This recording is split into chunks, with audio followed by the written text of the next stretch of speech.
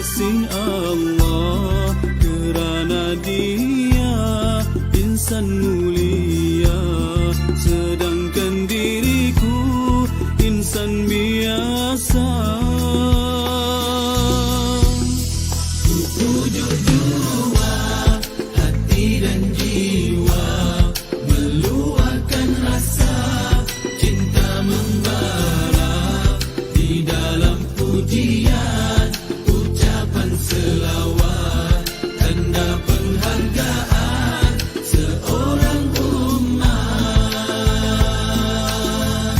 Selagi upaya ku turuti ajarannya, apa terdaya ku amalkan sunnahnya, moga di dunia mendapat berkah, di akhirat sana beroleh syafaat. Kerana peribadinya aku terpesona, kerana budinya aku jatuh cinta, rinduku padanya tiada terkata. Nantikanlah daku di taman syurga.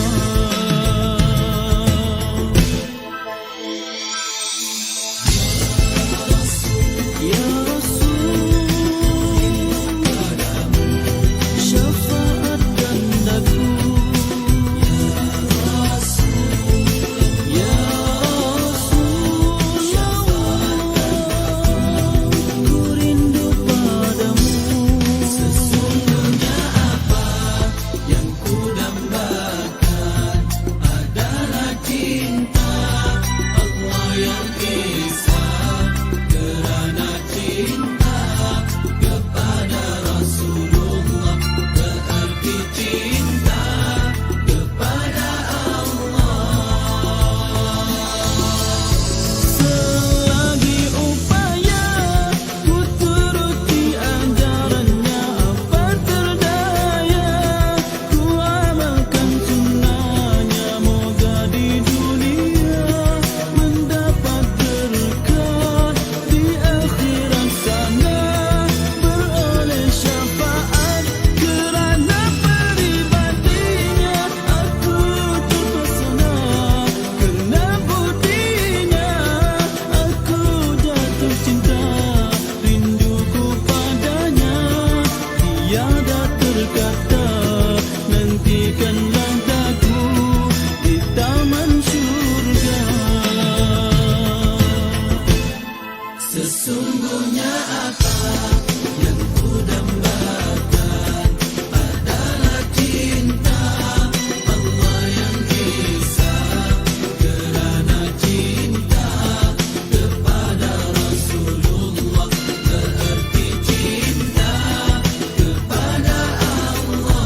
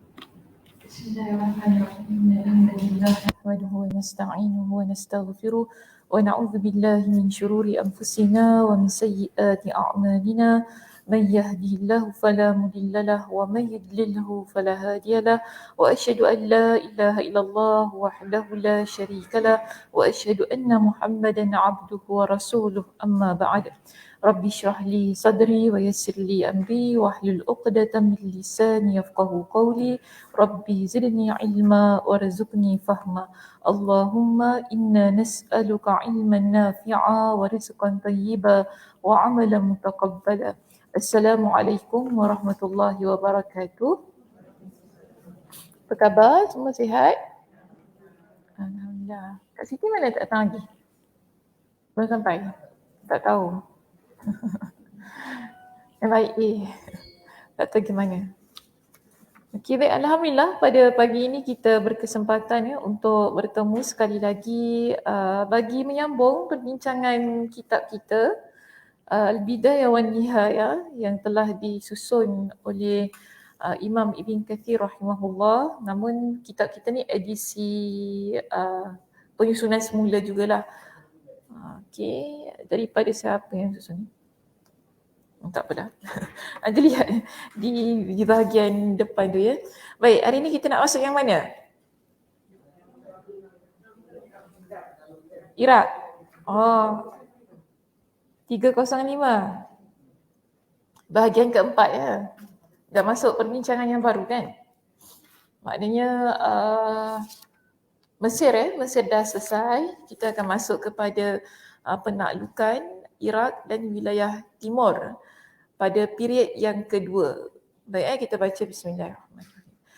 Penaklukan daerah Iraq pada masa Abu Bakar As-Siddiq di bawah komando, maksud panglima di bawah Panglima Khalid ibn Al-Walid pada fasa awal dari penaklukan Islam terhadap daerah timur adalah langkah awal dari penaklukan berikutnya yang terjadi pada masa Khulafaur Rashidin dan pada masa Umar. Maknanya nak sebutkan begini, pada zaman Khalifah Abu Bakar As-Siddiq, penaklukan Iraq ni sudah berlaku. Okey, penaklukan Iraq sudah berlaku bermakna Islam, tentera muslimin sudah sampai di Iraq pada zaman Abu Bakar As-Siddiq. Jadi apa yang berlaku pada zaman Umar bin Al-Khattab, kita lihat ia sebagai satu usaha untuk menyambung misi yang telah dilakukan oleh Abu Bakar radhiyallahu anhu. Jadi di sini kita lihat ada beberapa langkah-langkah penaklukan yang disempurnakan dengan beberapa tahap. Jadi inilah salah satunya. Jadi salah satunya cara yang dilakukan oleh Umar bin Al-Khattab ialah pengangkatan ataupun melantik Abu Ubaid Al-Thaqafi sebagai panglima perang di Iraq. Jadi ini pertama sekali yang dibuat ataupun dilakukan oleh Umar bin Al-Khattab ialah melantik Abu Ubaid Al-Thaqafi. Baik, kita baca pada perenggan yang pertama di situ. Setelah Abu Bakar As-Siddiq wafat dan dikuburkan pada malam Selasa, tepatnya pada 22 Jamadil Akhir 13 Hijrah, Umar segera naik menjadi penggantinya.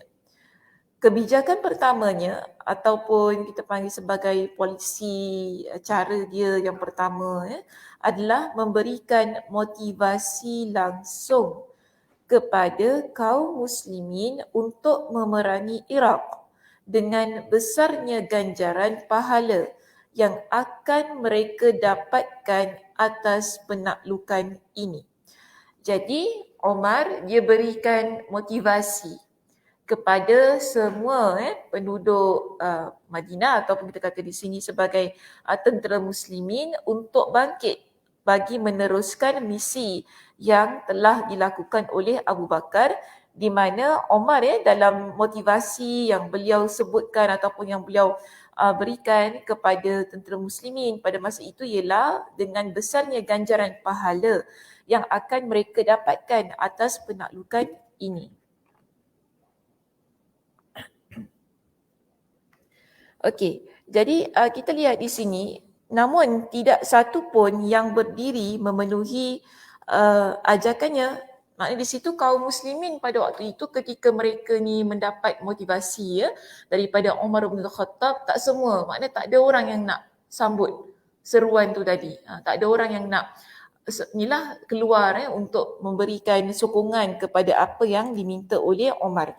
Maka mereka tidak ingin memerangi kekuasaan Parsi pada waktu itu disebabkan kekuatan mereka yang begitu dahsyatnya dan betapa sulitnya untuk dapat menaklukkan mereka.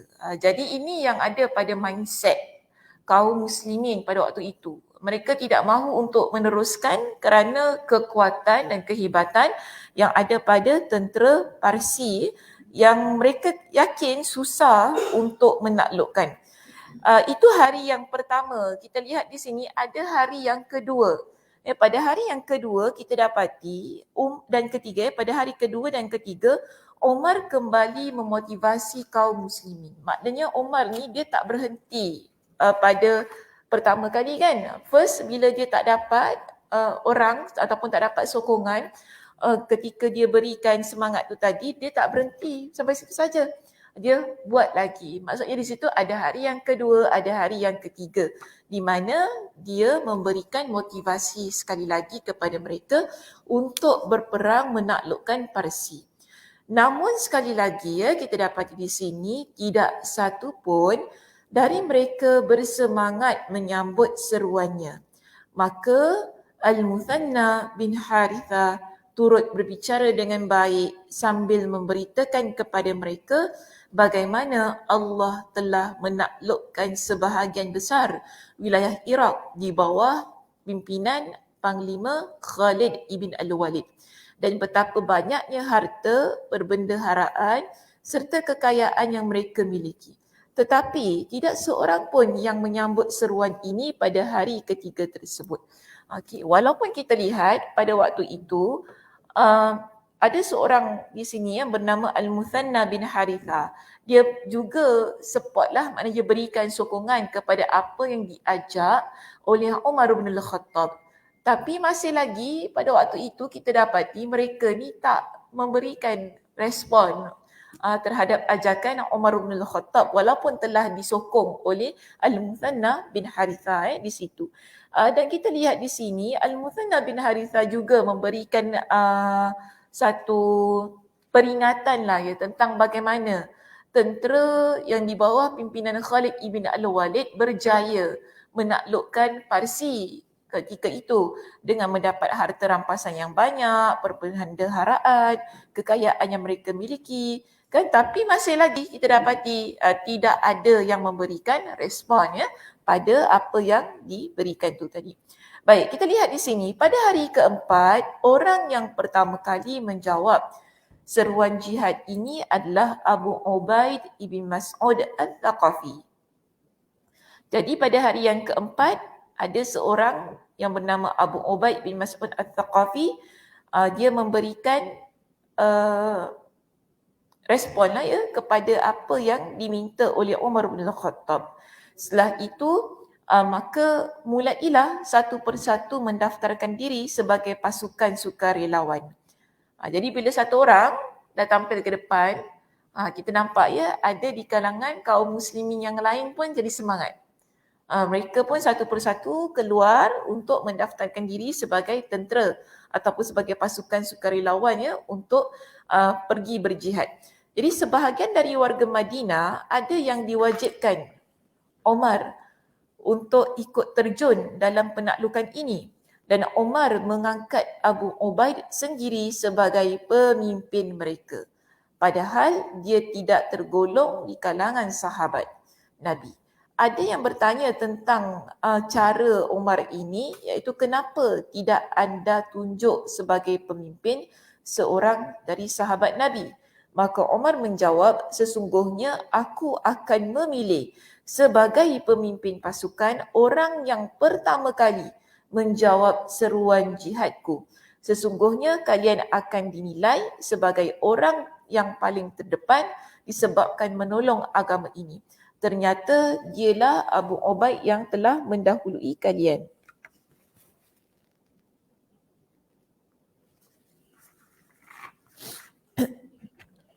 Okey, kita lihat di sini. Sebenarnya Abu Ubaid ni adalah seorang sahabat Nabi.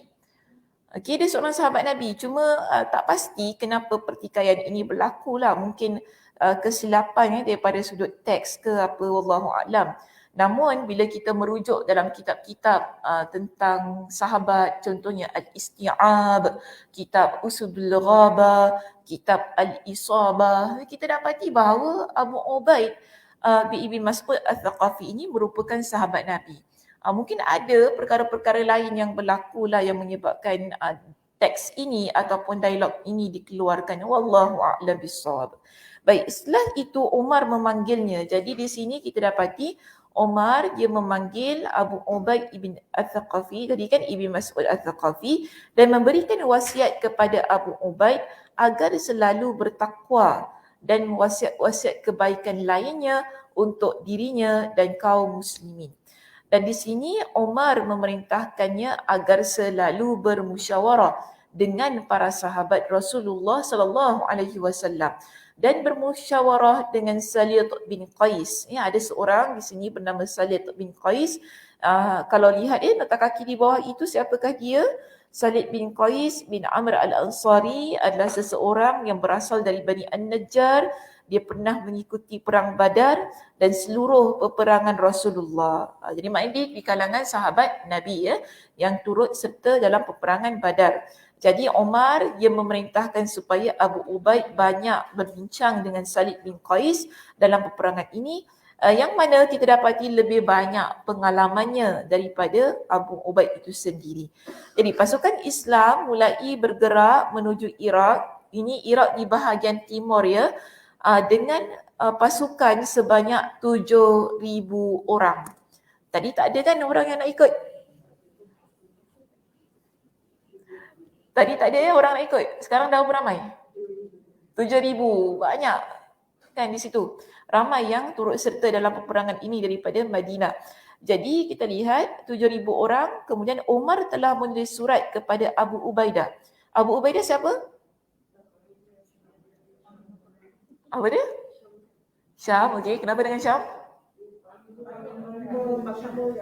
Panglima perang di Syam. Okey. Jadi Abu Ubaidah ni dia adalah orang yang mengendalikan tentera di Syam. Jadi di sini Umar dia kontak Abu Ubaidah supaya kembalikan tentera bantuan yang datang dari Iraq di bawah pimpinan Khalid ke negeri Syam agar dikembalikan ke posisi mereka semula di Iraq.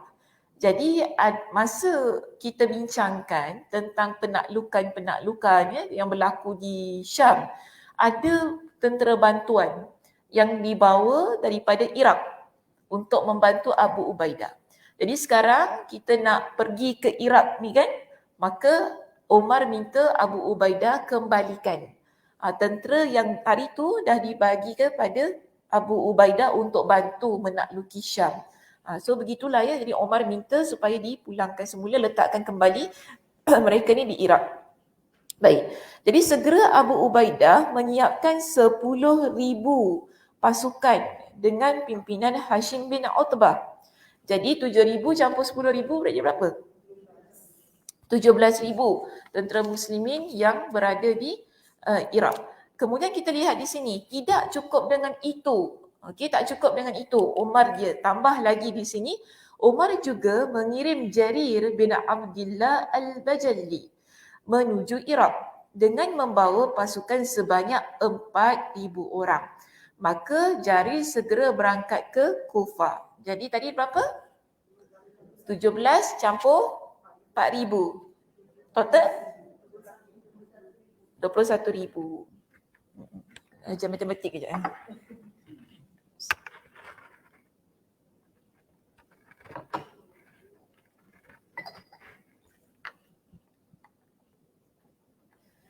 Okey, jadi dah ramai kan tentera muslimin yang dapat dihantar ke Iraq pada masa itu. Baik, ketika kaum muslimin telah sampai di Iraq, mereka mendapati suasana politik di kerajaan itu dalam keadaan yang goncang.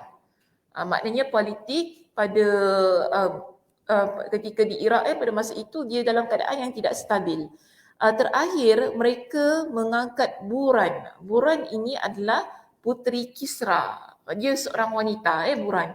Jadi dia anak kepada Raja Parsi ni sebagai raja. Jadi mereka ni lantik Buran sebagai raja. Mereka setelah menggulingkan bahkan membunuh raja sebelumnya, iaitu yang bernama Zarmiduh. Okay, sejak itu Buran, jadi Buran ni dia orang perempuan, maka dia ni taklah kita kata pergi perang kan, nak tahu tentang strategi peperangan. Dia bukan yang sedemikian sebab dia wanita yang tak biasa dengan hal-hal ataupun isu-isu politik dan juga peperangan. Jadi apa yang dilakukan oleh Buran? Buran dia menyerahkan urusan pemerintahan secara total, maknanya sepenuhnya kepada Rustum. Rustum bin Fazuhzaz.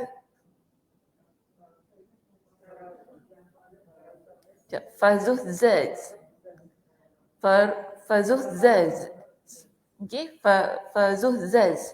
Bahasa Arabnya, saya baca bahasa Arabnya. Fazuhzaz. Fazuhzaz. Bukan Farahzaz, Faruhzaz. Okey? Faruh, bukan Farah. Faruh.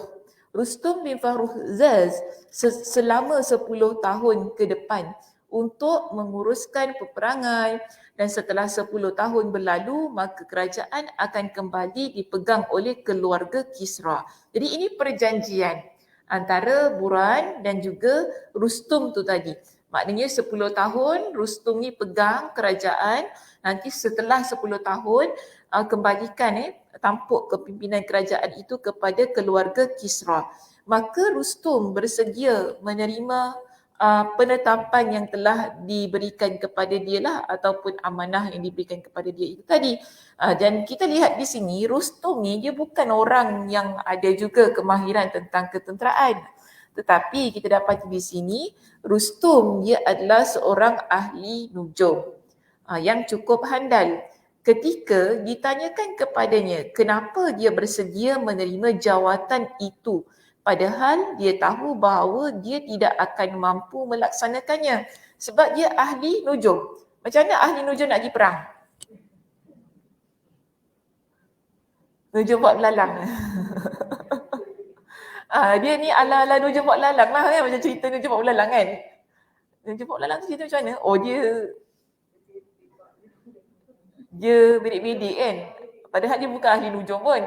Tapi kemudian tiba-tiba betul terus diangkat menjadi menteri kan. So inilah macam kisah ni. Rupanya agaknya Piramli ni ambil daripada kisah ni. Agaknya lah ya. Jadi si Rustum ni dia seorang ahli nujum. Tapi ahli nujum yang bukan bidik-bidik. Ahli nujum yang handal. Ketika ditanya kepada dia kenapa dia ni bila Buran tu bagi kepada dia, dia kata ginilah, kerana dia tamak dan cinta jawatan. Terus terang.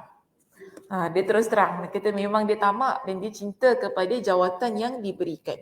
Baik, kita lihat peperangan yang pertama berlaku di Iraq semasa pemerintahan ataupun di bawah pimpinan Abu Ubaid itu tadi. Rustum, macam Nestum nama dia. Rustum ni dia mengutus pasukannya di bawah pimpinan seorang komandan. Jadi ada komandan ataupun panglima lain juga yang Rustum lantik. Namanya Jaban. Okey, Jaban, dan disertai Jishnis. Okey, Jishnis, sebutnya begitu. Jim, Shin, Nun, Sin. Okey, Jishnis. Dan lagi seorang lagi Mardansyah. Nama pelik-pelik je kata. Namanya pelik-pelik. Okay. Jadi ada 3 di sini, komandan di bawah pimpinan Rustum itu kan, sebab dia orang Parsi di situ. Ini namanya bukan nama Arab. Jaban, Jishnish dan Mardansyah di sayap kiri dan kanan. Panglima tersebut adalah seorang yang dikebiri. Apa maksud dikebiri?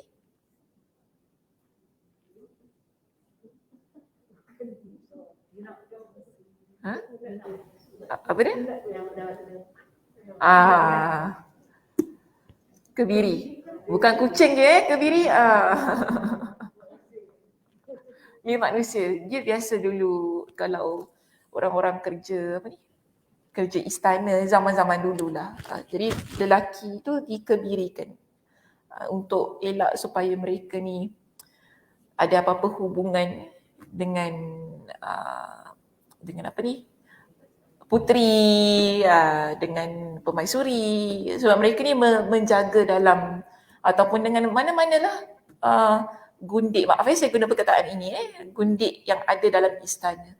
Jadi mereka ni kebiasaannya melalui lelaki-lelaki pada waktu yang kerja ni dalam istana, mereka melalui fasa yang begitulah dikembirikan.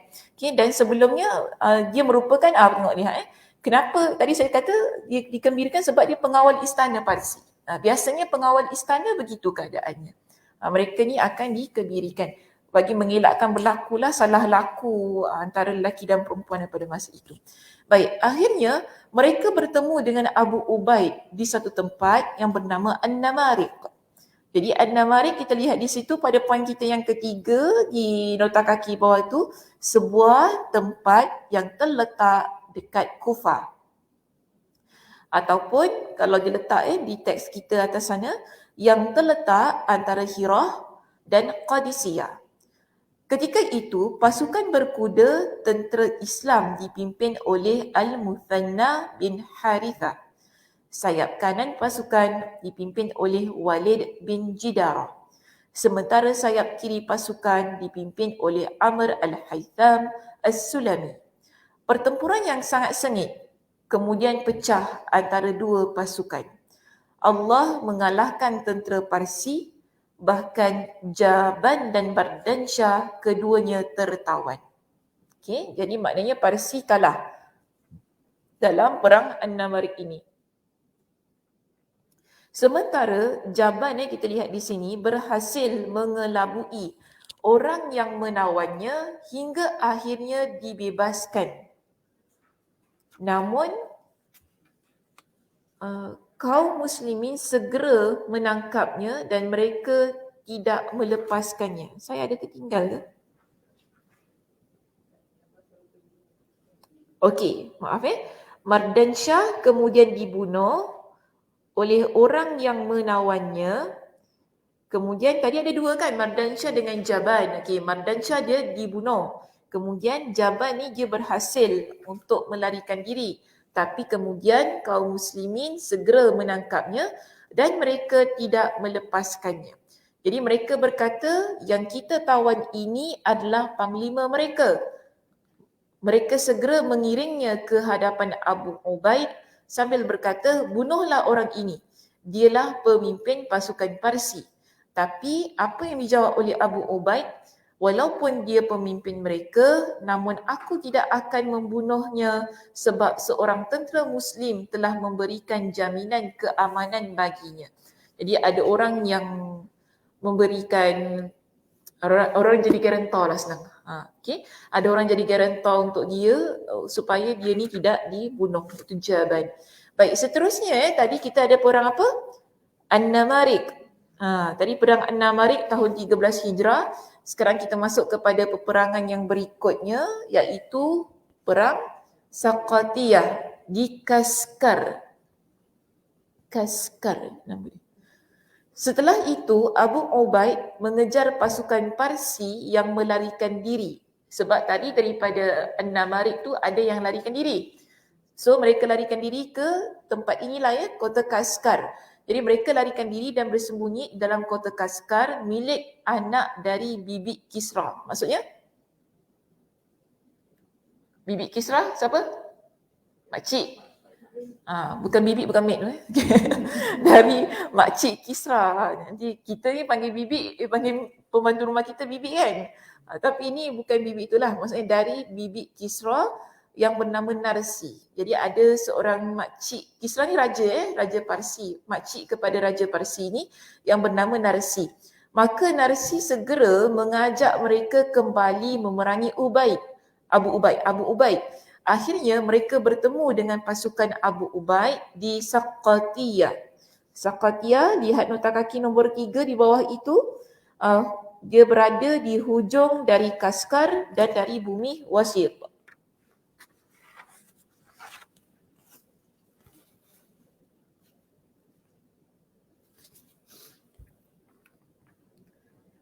Okey.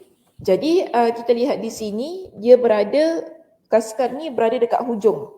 Okey, hujung dari Kaskar. As-Saqatiyah. Dia berada di hujung dari Kaskar dan bumi Wasit. Tapi tempatnya dekat Iraq lah ya. Jangan fikirlah kat mana. Tapi yang penting dia dekat Iraq. Di sini kita lihat kaum muslimin kembali mengalahkan mereka serta berhasil mendapatkan harta rampasan perang yang banyak dan makanan yang berlimpah ruah. Segala puji bagi Allah. Setelah itu Abu Ubaid mengirim 1/5-nya kepada Umar bin Al-Khattab di Madinah. Dalam peristiwa ini ada salah seorang dari kaum muslimin melantunkan bait syairnya. Tak apalah, bait syair itu nanti boleh baca sendiri. Ni kalau saya baca nanti betul-betul jadi syair. Yang penting ya dalam peperangan Saqatiyah ni tentera muslimin berjaya. Jadi maknanya kita tadi ada dua. Satu, An-Namarik. Kedua, Saqatiyah. Okey, kedua-dua peperang ini tentera muslimin berjaya menakluki tempat tersebut dan mengalahkan tentera Parsi. Baik, kita lihat peperangan yang berikutnya, iaitu Perang Barusma. Perang Barusma namanya, tahun 13 Hijrah. Setelah itu, mereka bertemu di satu tempat yang terletak antara Kaskar dan Saqatiyah yang disebut Barusma. Jadi maknanya daripada satu tempat ke satu tempat.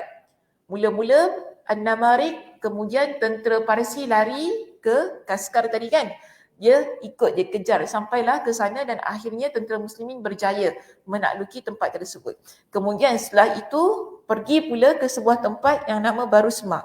Jadi di sayap kanan dipimpin oleh Nursi dan sayap kiri dipimpin oleh dua anak makciknya bernama Bandawai dan Tirawai. Bukan B. T. Ba. Kalau bahasa Arabnya Tirawai. Mungkin disilap type ataupun silap terjemah di sini. Namanya Tirawai. Sementara Rustum telah mempersiapkan pasukan tambahan yang dipimpin oleh Jalinus. Ketika mendengar berita tentang mereka, Abu Ubaid segera menyerang Nursi terlebih dahulu sebelum pasukan bantuan dari Rustum tiba ke tempat itu. Akhirnya terjadilah peperangan yang dahsyat antara kedua pasukan. Namun akhirnya tentera Parsi dikalahkan dan Nursi melarikan diri. Jadi maknanya kali ketiga kita lihat di sini tentera muslimin berjaya menaklukkan tempat yang berada di Iraq ataupun mengalahkan tentera Parsi yang menyebabkan panglimanya sendiri yang bernama Nursi itu melarikan diri.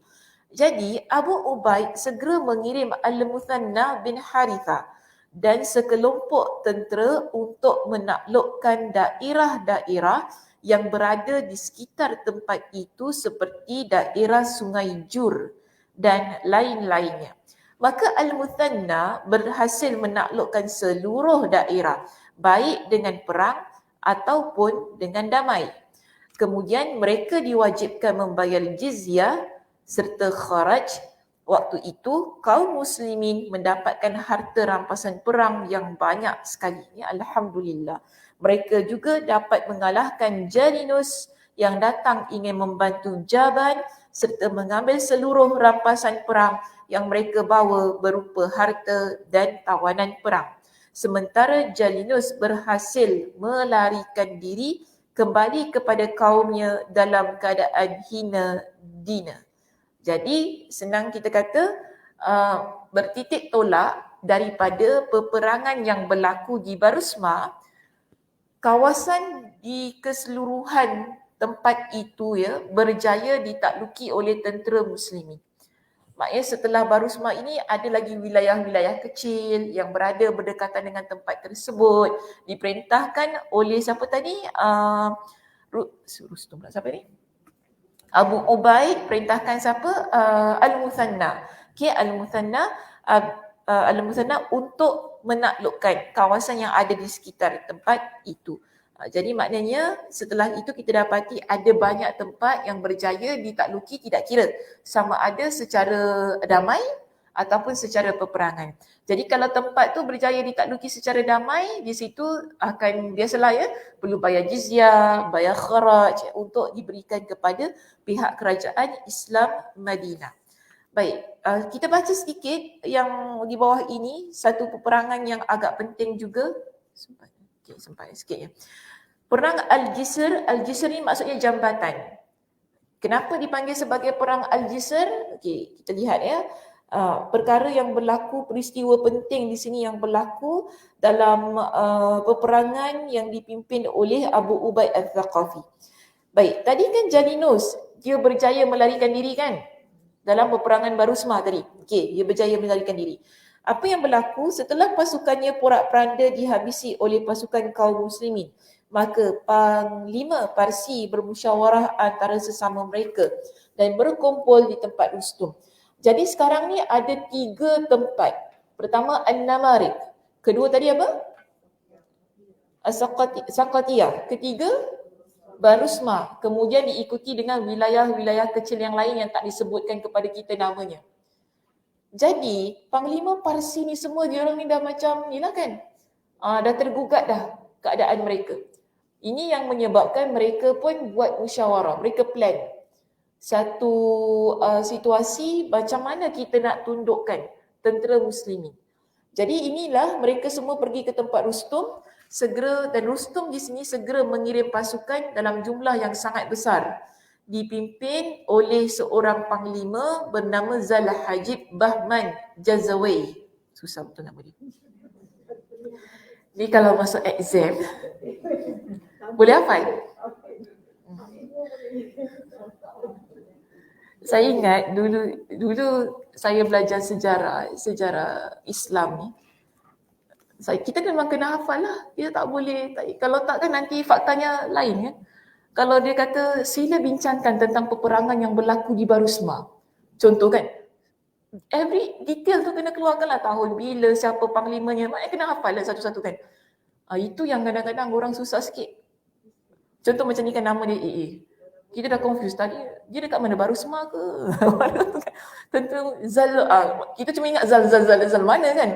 Zal mana satu ni kan? Zal Hajib Bahman Jazawai kan? Kena ingat semua kan? So kena ingat tepatnya dia berada dalam peperangan mana? Peperangan Jisr. Jadi Masya Allah kalau saya ingat balik dulu saya belajar, macam mana saya boleh hafal? Saya ingat balik, dahsyat Sakinah. Dulu masa belajar kita hafal semua nama-nama orang ni. Tapi nak kena ingat lah, kalau tak exam tak boleh jawab Terpaksa. Itulah rahsianya, terpaksa. Nak tak nak kena hafal juga. So kita lihat namanya di sini. Panglima Zal Hajib Bahman Jazawai. Rustum dia menyerahkan kepadanya Panji Kisra yang diberi nama Dirafsh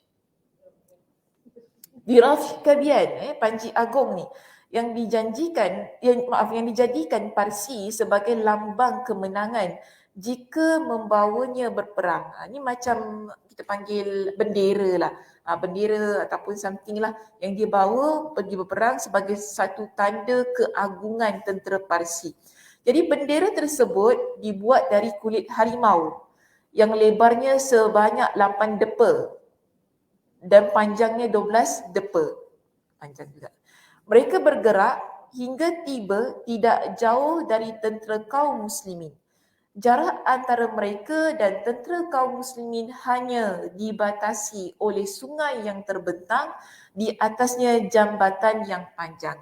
Ni sebab tu kita panggil dia sebagai peperangan Jisr. Kerana ada jambatan ni kan yang memisahkan antara tentera muslimin dan juga tentera Parsi itu tadi. So tengah-tengah ni ada sungai. Kemudian di sungai itu ada satu jambatan yang panjang di sini. Baik, jadi maka tentera Rom mengirim utusan kepada kaum muslimin dan berkata, silakan kalian yang menyeberang kepada kami atau kami yang akan datang kepada kalian. Jadi mereka ni hantar utusan suruh tentera muslimin seberang. Atau kata kalau tentera muslimin tak nak seberang jambatan ini, kita yang akan seberang pergi kepada kalian. Jadi di sini kaum muslimin berkata kepada amir mereka Abu Ubaid, suruh mereka menyeberang sungai dan datang ke kita. Jadi tentera muslimin ni suruh tentera Parsi yang seberang. Okey, mereka tak nak seberang. Kemudian kita lihat di sini Abu Ubaid berkata, mereka tidak berani mati. Tidak lebih berani mati dibandingkan kita. Maknanya Abu Ubaid ni dia kata tentera Parsi kalau nak dibandingkan dengan kita adalah di kalangan tentera yang lebih berani mati daripada mereka. Maknanya di sini kita yang kena seberang, bukan mereka. Jadi maka dia segera mengerahkan pasukannya menyerbu musuh dan bertemulah dua pasukan di atas jambatan yang sangat sempit. Bayangkan kalau kita perang di atas jambatan. Ni bukan jambatan macam kita sekarang yang kereta boleh jalan ni mesti jambatan yang mana yang kayu tu tau. Yang bukan dibina di atas batu, yang tergantung tu kan, kita lihat sedemikian. Jadi di sini mereka berperang di atas jambatan tersebut yang sempit, maka pecahlah pertempuran yang sangat dahsyat dan belum pernah terjadi sebelumnya. Sebelumnya kita ada peperangan An-Namarik, kita ada peperangan Saqatiyah, ada peperangan Barusma. Berbeza cara peperangan dengan peperangan Jisr di sini. Jadi pasukan Islam pada waktu itu hanya berjumlah sekitar 10,000 tentera. Di sisi lain, tentera Rom datang dengan pasukan bergajah. Jadi kelebihan tentera Rom pada masa itu, mereka bawa gajah dalam peperangan ini. Gajah ini pula pakai loceng. Okey, gajah-gajah yang mana membawa lonceng-lonceng yang bergemerincing. Tujuannya apa? Untuk menakutkan kuda kaum muslimin. Jadi kuda ni bila mereka dengar bunyi loceng yang kuat, kemudian ada gajah besar ni kan semua kan, takutlah kuda-kuda tentera kaum muslimin jadi gentar. So, kita dalam peperangan ini, kebiasaannya kuda ni antara support kita yang boleh membantu untuk memenangi mana-mana peperangan. Tetapi kita lihat di sini, kuda sekarang takut dengan gajah tu tadi. Sebab apa? Gajah ni bukan datang begitu saja, tapi ini kita panggil plan bagaimana tentera Parsi tadi di kalangan panglima-panglimanya buat satu rancangan yang begitu mantap untuk mengalahkan tentera muslimin. Sebab mungkin mereka melihat tentera muslimin ini kekuatannya ada pada tentera berkuda yang mereka bawa. So sekarang okey, macam mana kita nak fight dengan tentera muslimin yang bawa kuda yang banyak ni? Kita bawa gajah. Gajah tu bukan bawa saja, kita bawa gajah yang pakai loceng. Sebab apa? Kuda takut dengan loceng. Ini bagi mereka lah bagi apa yang mereka lakukan. Jadi kita lihat di sini. Setelah itu apa yang berlaku? Setiap kali mereka datang menerobos kaum muslimin, pasukan berkuda kaum muslimin lari ketakutan dari pasukan bergajah disebabkan suara gemerincing loceng yang dibawa gajah-gajah tersebut. Jadi yang lari ni bukan tentera muslimin, yang lari kudanya. Okey, kuda tu takut. Kuda tu balik ke belakang lah kan. Hanya sedikit sekali kuda yang dapat bertahan. Jika kaum muslimin ingin menyerbu ke dalam pasukan lawan, maka kuda-kuda mereka tidak berani maju mendekati pasukan bergajah. Sementara tentera Parsi memanahi mereka dari atas gajah dengan berleluasa hingga ramai tentera muslimin terluka. Jadi keadaan yang kuda takut tadi kan, tentera Parsi mengambil kesempatan ini untuk panah tentera muslimin. Sebab dah tak stable dah. Dah jadi kocar-kacir keadaan tentera kaum muslimin yang berkuda tu tadi. Apa yang dibuat oleh tentera Parsi yang duduk di atas gajah tu tadi, mereka panah tentera kaum muslimin ni. Yang menyebabkan ramai di kalangan kaum muslimin yang terluka di situ. Sekalipun demikian, kaum muslimin berhasil membunuh 6,000 orang dari mereka. Abu Ubaid pada masa itu merubah taktik perang dan menginstruksikan kepada kaum muslimin untuk membunuh gajah-gajah itu terlebih dahulu. Apa dia? Kita kena aim gajah sebab gajah ni yang menyusahkan. Kerana yang kuat pada waktu itu dalam tentera Parsi bukan tenteranya. Yang kuat, yang mampu mengalahkan kaum muslimin ialah gajah yang mereka bawa berserta dengan loceng. So sekarang kita ni macam mana kita nak buat? Kita fight dengan tenteranya, kita fight dengan gajahnya.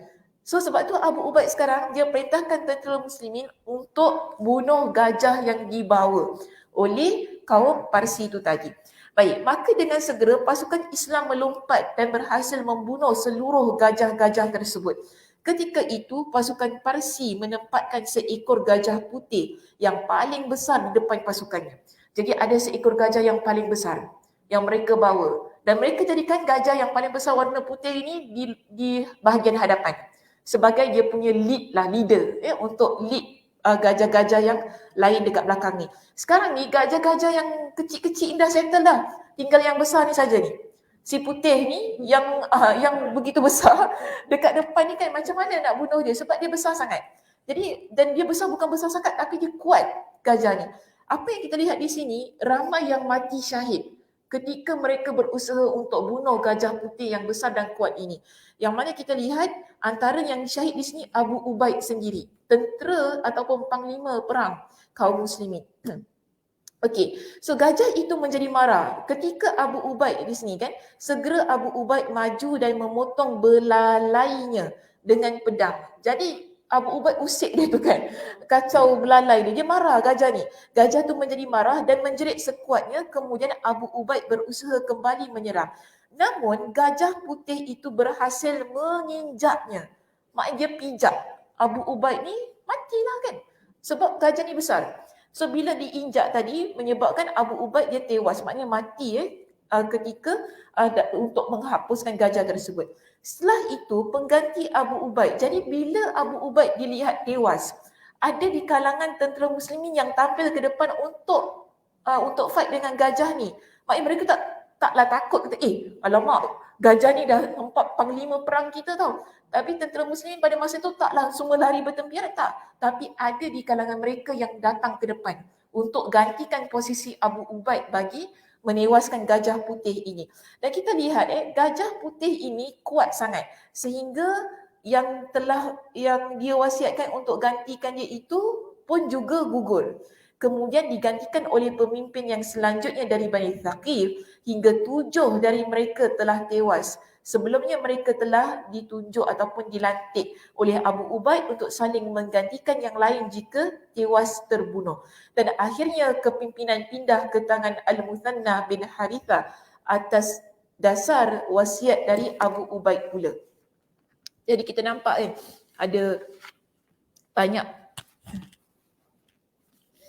ada ramai yang terkorban di kalangan panglima perang kaum muslimin kerana seekor gajah putih ini. Dan akhirnya bila dah 7 yang tewas, akhirnya kepimpinan tu berpindah kepada Al-Musanna bin Harithah. Jadi ketika kaum muslimin melihat peristiwa ini, jadi bila kaum muslimin tadi dah nampak ada 7 panglima perang muslimin yang dah mati kena hempap dengan gajah ni ataupun dipijak oleh gajah ni kan. Jadi mereka takut. Ni baru timbul rasa ketakutan mereka sebab ramai di kalangan panglima perang ni yang sudah tewas. Akhirnya semangat kaum muslimin jadi lemah.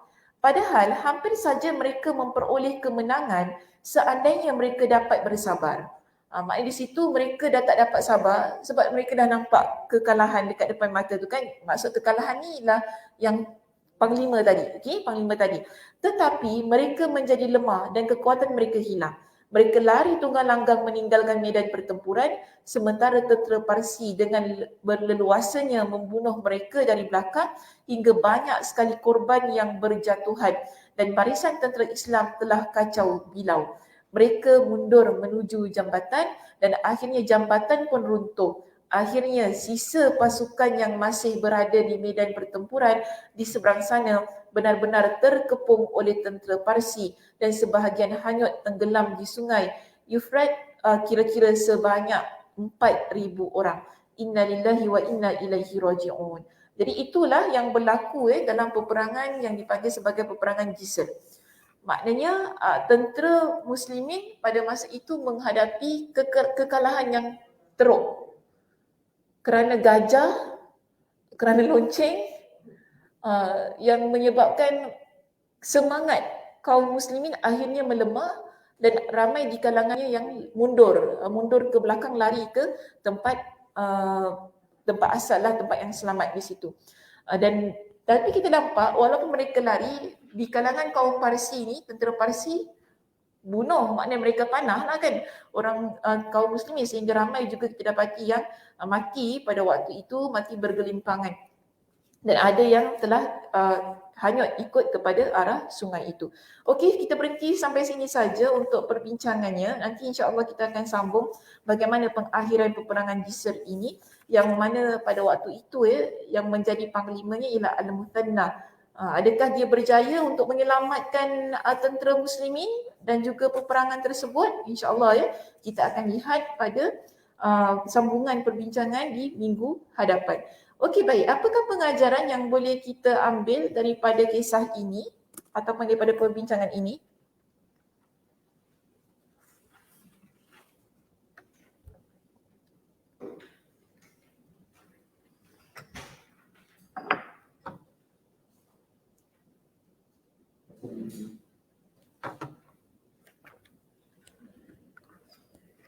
Okey, ada apa-apa pengajaran yang nak keluarkan? Sekejap, mata saya ni berkelip-kelip ke?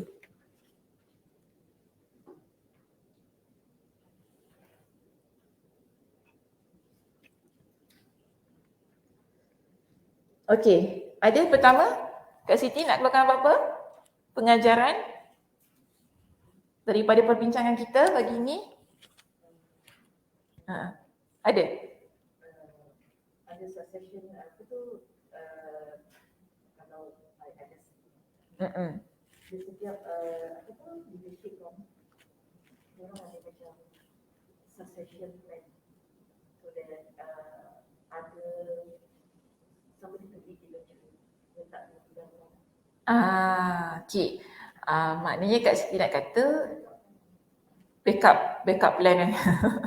Maknanya sebelum pergi bertempur dalam peperangan, di situ kita dapati kita dah siapkan dah orang-orang yang akan menggantikan posisi kita jika apa-apa yang berlaku kepada kita. Ni wasiat namanya. Okey, kalau dia tewas, maknanya kalau dia terbunuh dalam peperangan itu, siapa yang akan gantikan tempat dia? So sekarang kita nampak tadi ada 7 kan. Maknanya di situ dia plan banyak ataupun ramai orang yang dia berikan nama sebagai pengganti. Kalau A tak ada, siapa yang masuk? Okey, kalau B tak ada, siapa pula yang ganti? Kalau C mati, siapa pula? Ada D, sampailah 7, sampailah kepada Al-Musanna tu tadi yang menjadi pemimpinnya. So, kalau kita, macam mana kita nak relatekan Kak Siti dengan hidup kita sekarang ni?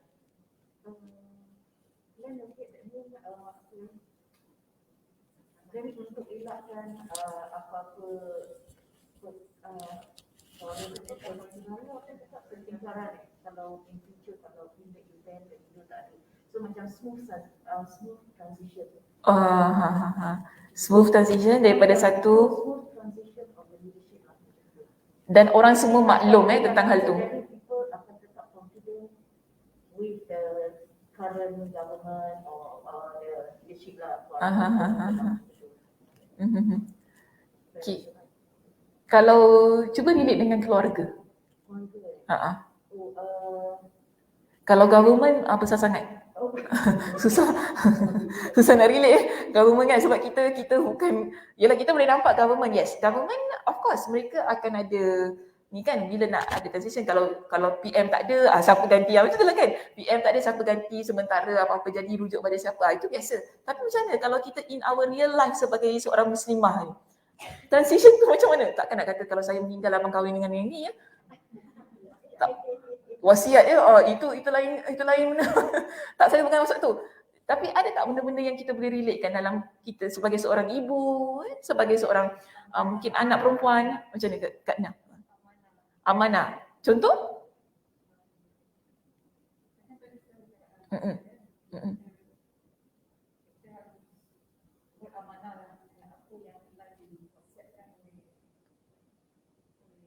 Oleh orang lain.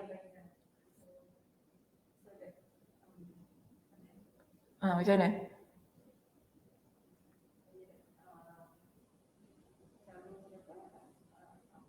Supaya dapat dijalankan dengan baik pekerjaan tu.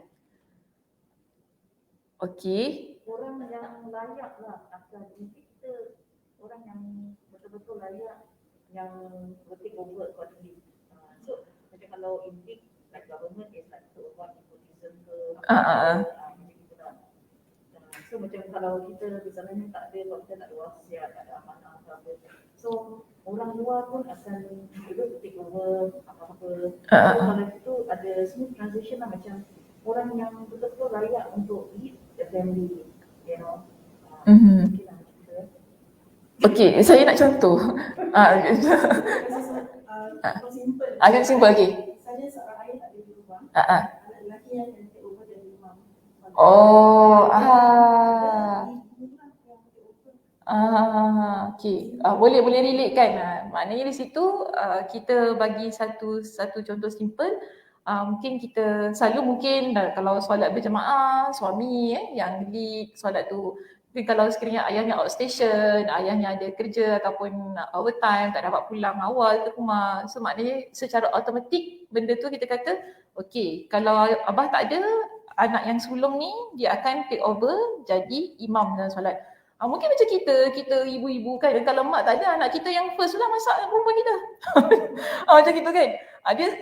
Dia secara itulah waktu kita bagi, so ini kita nak kata sebagai prosesnya supaya dia mudah. Kita tak fikir siapa nak masak apa, anak kita tak pernah, mama grab aja. anak kita pula dah pemalas sebenarnya. Tak apalah, mama grab aje lah, mak, tak payahlah nak masak-masak ni kan. Tapi kalau perkara itu kita latih daripada awal, budak tu dah terbiasa. Oh, mak kita tak adalah, mak kita sibuk apa, dia akan terus masak. Kan dia akan terus buka icebox nak cari apa, ikan siang semua, ready, bawa balik, okey dah senang. Mak di situ kita nampak ada cara bagaimana sesebuah keluarga tu, kalau kita nak relate dengan apa tadi, diberikan, saya nak guna transition tadi lah. Transition tu mudah, dia berlangsung. Bila satu perkara berlaku, okey, kita dah siap dah. Ini orangnya yang akan ambil alih begini keadaannya, caranya begini. Ataupun cara yang, satu lagi perkara yang saya nak relatekan di sini lah, bagaimana kita ni perlu meninggalkan wasiat. Setiap daripada kita memang akan pergi, tapi kita perlu ada tinggalkan wasiat. Memang kita jangan kata, oh muda lagi lah, tak mungkin lah ni kan. Tak boleh begitu. Perlu ada wasiat yang ditinggalkan supaya dia menjadi hal yang mudah. Okay, kita banyak harta contohnya. Okay, macam mana? Sebab kita tak nak nanti bila kita sudah meninggal, bergaduh ahli keluarga. Okay, untuk harta tu tadi. Sehingga menyebabkan ada yang rasa kecil hati, ataupun dengan kata lain, orang luar yang tak ada kena-mengena pun dia akan masuk campur.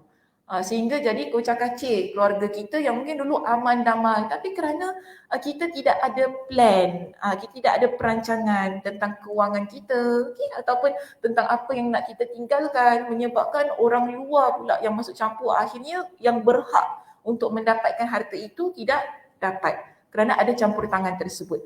Okey, baik. Seterusnya yang kedua yang saya nak bawakan di sini ialah tentang mana ni?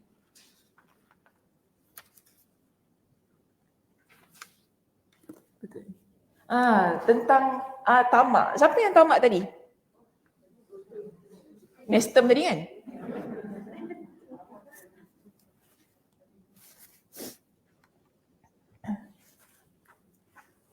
Nestem tadi, dia apa? Macam-macam tadi dia. Okey, dia kata apa tadi? Walaupun dia tak ada kemahiran, tapi dia kata kenapa dia ambil? Dia tamak. Dia tamak dan dia cinta kepada jawatan. Dan ini saya nak relatekan dengan sebuah hadis Nabi sallallahu alaihi wasallam. Nabi SAW ada pernah sebutkan tentang orang yang tamak. Okay, orang yang tamak ini dia memiliki sifat yang tercela. Di mana Nabi SAW ada bersabda dalam hadis yang diriwayatkan oleh Imam At-Tirmizi dengan sanad yang sahih. Nabi kata apa? Madibani ja'i'ani ursila fi ghanamin. Tidaklah dua serigala yang lapar dilepaskan pada sekumpulan kambing, bi'afsadalaha min hirsil mar'i alal mali wasyarafi lidini. Maknanya Nabi nak kata di sini, kita kalau lepaskan 2 ekor kambing pada 2 ekor serigala pada sekumpulan kambing, apa berlaku? Makan kan? Dia rakus kan? Dia makan semua sebab dia ni lapar. Serigala ni lapar. Ja'i'an. 2 serigala yang lapar. Dia akan makan. Adakah keadaan itu merosakkan? Rosak. Tapi Nabi kata dia tak sama macam orang yang tamak. Keadaan orang yang tamak lebih merosakkan. daripada situasi 2 ekor serigala yang lapar yang kita lepaskan pada sekumpulan kambing. Kita lepaskan pada sekumpulan kambing ni, yes. Kita kata, oh ni habislah kambing ni semua, serigala ni lapar, habis, rosak keadaan, habis semua keadaan tu kan. Itu kita dah nampak sebagai satu kerosakan yang dahsyat. Tapi Nabi kata, dia tak sedahsyat orang yang tamak. Yang mana Nabi sebutkan tadi, min hirsil mar'i al-mal. Orang yang tamak pada harta, orang yang cinta pada jawatan. Kerana apa? Ia boleh merosakkan agamanya, lidi ni. Dia merosakkan agamanya. Dalam keadaan yang sedemikian, kita lihat orang yang tamak ni, dia akan jadi orang yang boleh membunuh orang lain. Dia akan buat apa sahaja demi kepentingan diri dia. Kerana kecintaan dia pada harta tadi, kecintaan dia pada jawatan tersebut. Dia boleh buat apa saja yang dia inginkan. Sebab itu dia boleh merosakkan, lebih dahsyat kerosakan yang dia timbulkan daripada 2 ekor serigala yang lapar yang kita lepaskan kepada sekumpulan kambing. Sebab itu dalam hadis yang lain Nabi SAW ingatkan, kita ni manusia, kita akan sentiasa rasa muda. Okey, qalbu syekh syabun. Orang yang tua, Nabi kata hati orang yang tua, dia akan sentiasa rasa muda kerana 2 perkara. Satu, Nabi kata ala hubbi natain, sebab dia cinta pada 2 perkara ini. Tulul hayat, iaitu dia cinta kepada kehidupan dia yang berpanjangan, dan yang kedua ialah kerana dia cinta pada harta. 2 perkara ini. Kita ni kalau usia kita dah berumur-umur, maaf saya guna perkataan umur-umur ni usia kita ni dah berumur ni kan. Bayangkan bila kita ni ada kesihatan, kita ada satu kehidupan yang baik, kebiasaannya kita akan sentiasa rasa muda je, macam tak nak mati gitu. Itu kan, kita rasa muda. Kita rasa macam, oh bestnya lah hidup ni, sepanjang lagi. Tak ingat nak ibadah contohnya, tak ingat nak itu, tak ingat nak ini. Ada orang yang begitu. Cik-cik kat sini tak lah ya, insyaAllah tak begitu. InsyaAllah tak begitu ya. Tapi ni kita kata ada, betul tak? Kita nampak orang yang begitu. Kadang-kadang kita, dia dah tua tapi kenapa macam tak ingat mati kan? Kita fikir kan, kalau dalam masa mereka kata apa?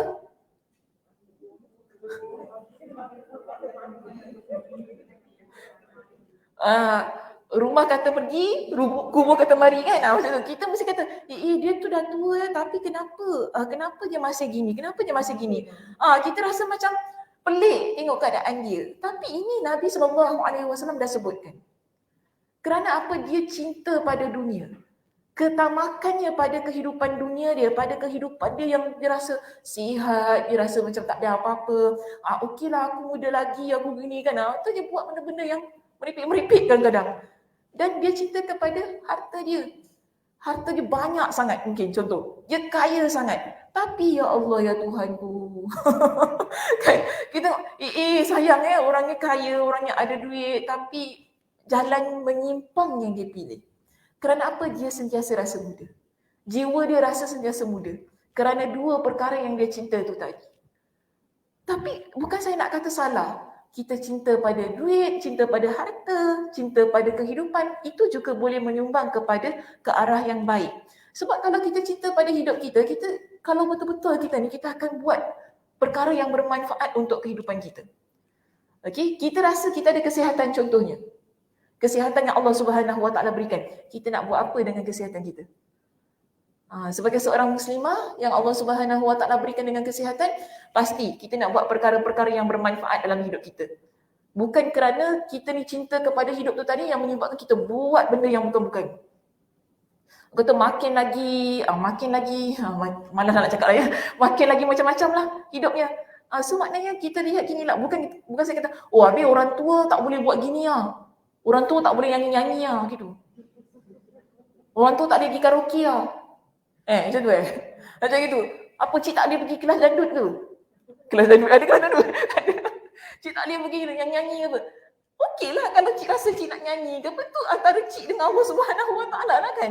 Cik buatlah dekat rumah tanpa orang. Sebab apa saya lihat? Kita ni zaman phone kita nampak macam-macam yang dipertontonkan di hadapan kita.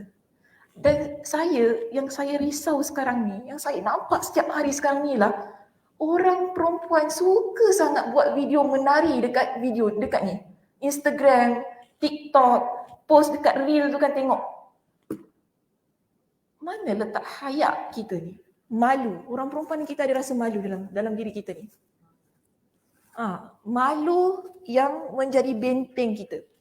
Tapi bila nampak makcik-makcik yang joget, macam marah.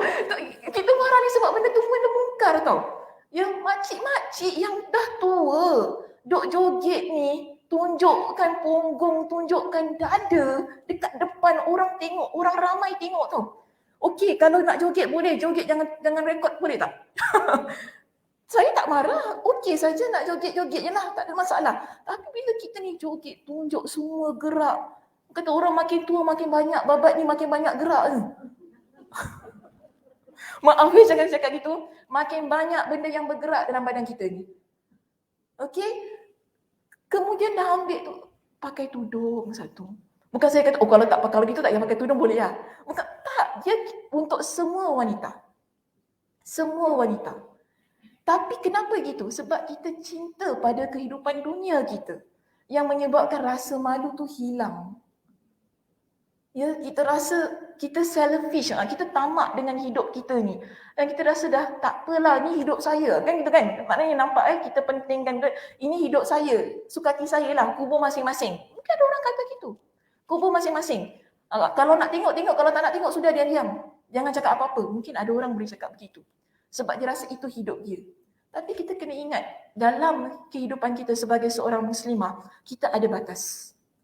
Kita boleh buat apa saja perkara-perkara yang kita rasa kita nak buat kerana kita rasa itu hidup kita. Yes, you boleh buat apa you nak buat. Tapi kena ingat, Al-Quran kita ada, hadis kita ada, Al-Quran yang membataskan perilaku atau penggerak tindakan kita sebagai seorang muslimah demi menjaga maruah diri. Orang wanita yang dah tutup aurat, dah tutup segala-galanya, dah bagus dah. Kena jaga. Ya, kena jaga semua ni. Jangan suka-suka hati tunjukkan kepada orang. Ni public tau. Public kan. Okeylah, menarik. Kreatif ya, cik tu ya, bagus dia. Tak malu, tak segan. Tapi kita kena ingat, ada banyak perkara yang perlu kita jaga dalam hidup ini sebagai seorang wanita. Ya, betul. Islam, saya dah terangkan. Islam ni tak pernah mengekang hak kita. Kita nak buat apa? Yes, kita nak bersenam, kita nak senam aerobik, senam kebaya, senam apa. Senamlah. Tak kisah. Nak selam-selam lah, apa-apa semua boleh. Tapi please, jangan kita pertontonkan apa yang tak seharusnya dipertontonkan. Okay? Kita nak buat apa untuk kesihatan kita? Orang dulu kan, orang kata, tak apalah kita nak senam-senam ni semua kan. Bersenam ni untuk kesihatan supaya darah mengalir semua. Okay, bagus. Tak masalah. Tapi jangan tunjuk pada public. Okay, jangan tunjuk pada public. Dia tak sesuai. Ada benda boleh kita tunjuk, ada benda tak boleh tunjuk. Maksud saya boleh buat tapi jangan tunjuk. Dia begitu. Ada benda boleh. Sebab apa? Dia melibatkan badan kita, melibatkan diri kita, melibatkan maruah diri kita, melibatkan rasa malu kita. Tapi ada orang dia tak peduli kerana dia rasa, yang tadi Nabi sebutkan lah, kecintaan dia, jiwa dia tu sentiasa rasa ini muda kan, kita sekali kita nak buat apa, kita free nak buat apa, yes, you boleh buat apa yang nak buat. Tapi ingat, ada banyak perkara yang perlu kita perhatikan dalam kehidupan ini supaya ia tidak menjadi perkara yang boleh menjejaskan maruah diri kita. Jangan kerana kita ni dah berada pada zaman kata social media menyebabkan kita buka semua tabir, maksudnya diri kita ni, sehingga kita buang, kita campakkan rasa malu kita ni, dah tak ada dah rasa malu tu. Dah tak nampak dah wanita-wanita muslimah ni mana rasa malu dah, tak nampak dah. Dengan keadaan yang menutup aurat masih lagi terkinja-kinja, dengan keadaan menutup aurat masih lagi dalam keadaan yang malu kita sendiri. Orang perempuan, saya sebagai wanita, kita lihat wanita lain, kita sendiri rasa malu. Kan kita sendiri rasa malu. Sebab tu, jangan kerana kita rasa sekarang semua benda kita hak untuk tayangkan, kita tayangkan semua perkara. Okay, so ini kena jaga. Batasnya mesti ada. Apa pun kita nak buat dalam kehidupan kita, supaya kita tak jadi sebagaimana orang yang rasa tamak dengan hidup kita sendiri sampai kita lupa ada garis panduan yang telah ditetapkan oleh agama. Jangan jadi macam Rustam tadi. Rustam tu Rustam. Rustom. Dia tahu dia tak tahu, tapi kerana apa? Dia tamak. Dia rasa dia ini hidup dia, kan? Aku nak duit, aku suka hati aku lah, aku nak buat apa? Tak ada kemahiran pun tak apa, ambil sahaja.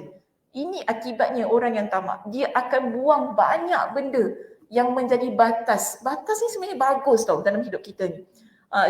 Dia limitkan banyak perkara supaya kita terjaga. Kita ada barrier untuk buat sesuatu supaya kita tak melampaui batas.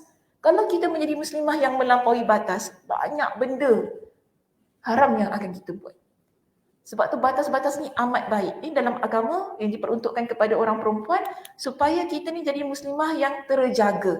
Bukan kita kata nak mengongkong, bukan begitu. Tapi menjaga.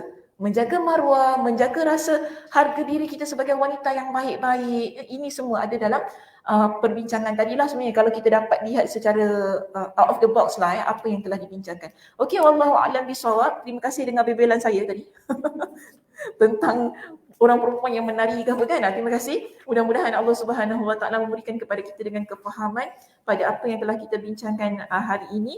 Saya tutup dengan tasbih kafarah. Subhanakallahumma wa bihamdika asyhadu an la ilaha illa anta astaghfiruka wa atubu ilaik. Assalamualaikum warahmatullahi wabarakatuh.